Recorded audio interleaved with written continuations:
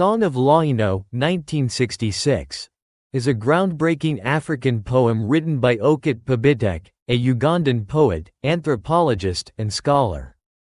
Originally composed in Acholi, a Luo language, and later translated into English by the author himself, the poem is one of the most celebrated works of post-colonial African literature. It takes the form of a dramatic monologue by Lawino, a traditional African woman lamenting the alienation of her husband, Okot, who has rejected African traditions in favor of Western culture.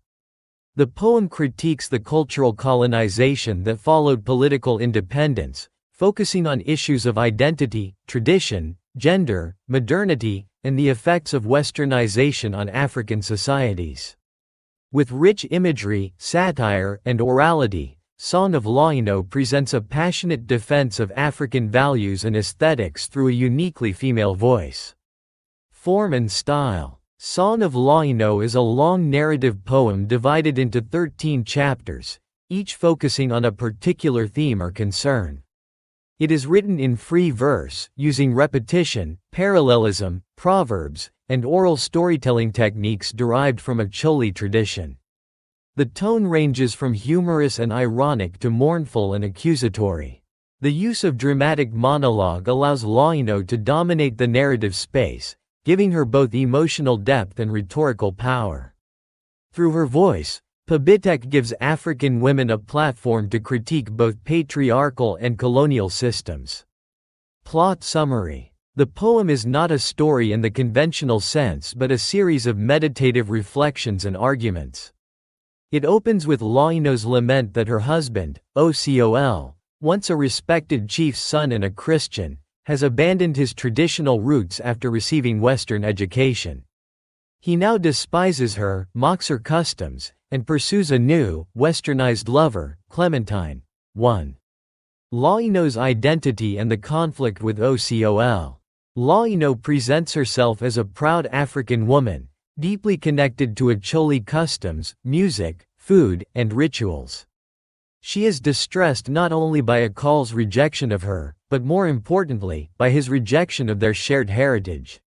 Okot has become arrogant, derisive of traditional dances, spiritual practices, and even her mother's cooking. He says, "My hair is too thick, and it pains him." This comment reveals how colonial beauty standards have distorted perceptions of African identity. 2. Critique of Westernization and cultural alienation. Throughout the poem, Lawino criticizes the blind adoption of European customs by African elites. She views Okol's behavior as mimicry that brings neither dignity nor authenticity. She mocks the rituals of ballroom dancing, European dress codes, and Catholic Mass, highlighting their incongruity in African settings. Lawino describes how people lose themselves in the process of eating the white man's food and forgetting the smell of millet. Her defense of the traditional ways is not against learning or change but against cultural self-hatred and loss of rootedness. 3. Clementine as a symbol. Clementine, Okol's new lover, is not just a romantic rival. She represents the African woman who has internalized colonial values. Lawino criticizes Clementine for using skin-lightening creams, wearing wigs, and imitating European ways. She describes her. Her lips are red-hot, like glowing charcoal. She resembles the wildcat that has dipped its mouth in blood. This powerful imagery highlights how African women are pressured to conform to Western standards of beauty, often at the expense of their health and identity. 4. The destruction of African values. Lawino mourns how colonial education and Christianity have uprooted African spiritual and moral systems. Okot dismisses ancestral worship and traditional dances as pagan and uncivilized. He views the drum, a sacred instrument of communication and celebration, as primitive. Lawino defends traditional religion and community rituals, arguing that they provide meaning, unity, and guidance. She contrasts the vitality of African rituals with the lifelessness of imported beliefs, suggesting that cultural alienation leads to spiritual death. 5. Politics and the intellectual elite. Okot, who is portrayed as a member of the post-colonial elite, is obsessed with political speeches, books, and Western ideology, yet fails to understand or serve his own people. Lawino satirizes his pretensions. Okot has read much, and he is proud, he talks through the nose, and he thinks he is wise. Through Okot, Pabitek critiques the African intelligentsia who, though educated, have become alienated from their roots and unhelpful to their communities. 6. Lawino's voice and feminist implications. While Song of Lawino is primarily about cultural identity, it also provides insight into the role and voice of African women. Lawino, though traditional in her worldview, asserts her right to speak, criticize, and defend her culture. She refuses to be silenced or diminished. Though she initially appears as a victim of her husband's neglect, Lawino becomes a moral and cultural authority, advocating for a rebalancing of gender dynamics based on respect rather than Western models of emancipation. She embodies a culturally grounded feminism. 7. Final plea. The poem ends with a passionate appeal from Lawino. She does not wish to destroy Okot, but to reawaken him to the beauty of his culture. Let him return to the ways of his people. Let him wear the beads of his father. This final plea is both personal and political, symbolizing the need for post-colonial societies to reclaim their heritage, not by rejecting modernity, but by integrating it meaningfully with tradition. Major themes. 1. Cultural imperialism and identity. The central theme of the poem is the conflict between traditional African values and Westernization. Through Lawino's voice, Pabitek critiques the way colonial education and religion have created a class of Africans alienated from their roots. Lawino represents cultural continuity, while Okot symbolizes cultural loss. The poem champions the idea that modernization without cultural identity is a form of self-destruction. 2. Post-colonial critique. Although written shortly after many African nations gained independence, the poem reveals that political independence had not translated into cultural or psychological freedom. The colonized mind remained trapped in inferiority complexes. Pabitek argues that true liberation requires cultural decolonization, the reclaiming of language, traditions, beauty standards, and self-worth.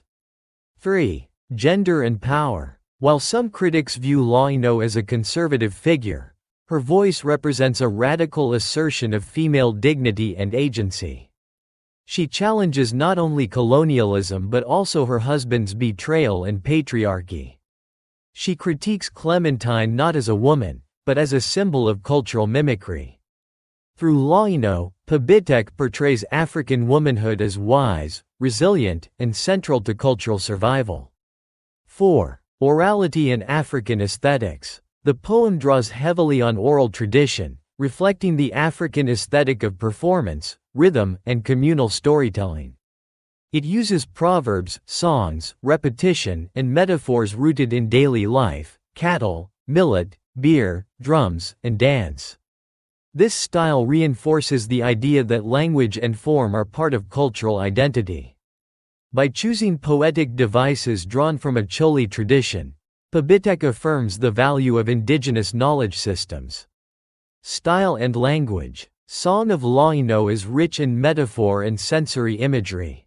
Lawino's descriptions are vivid and grounded in the physical world: mud walls, beads, clay pots, drums, and livestock. Her diction is earthy and direct, mocking the abstract and pretentious language of Okot.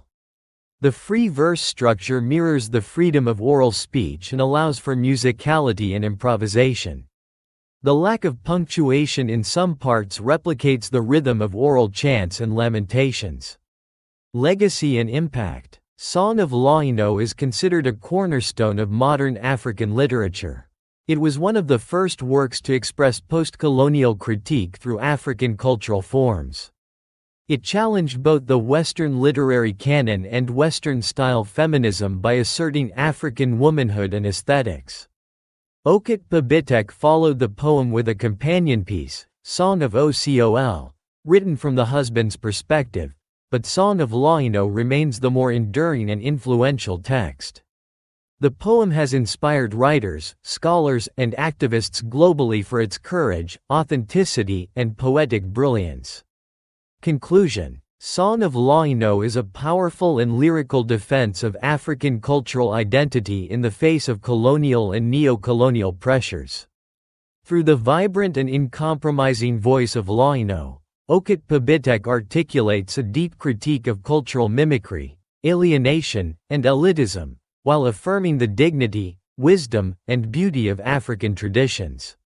More than a lament, the poem is a call to cultural consciousness. It reminds us that post-colonial freedom is not only political but also spiritual, aesthetic, and personal. With its blend of satire, passion, and orality, Song of Lawino continues to resonate across generations as a timeless anthem for decolonized identity and African pride.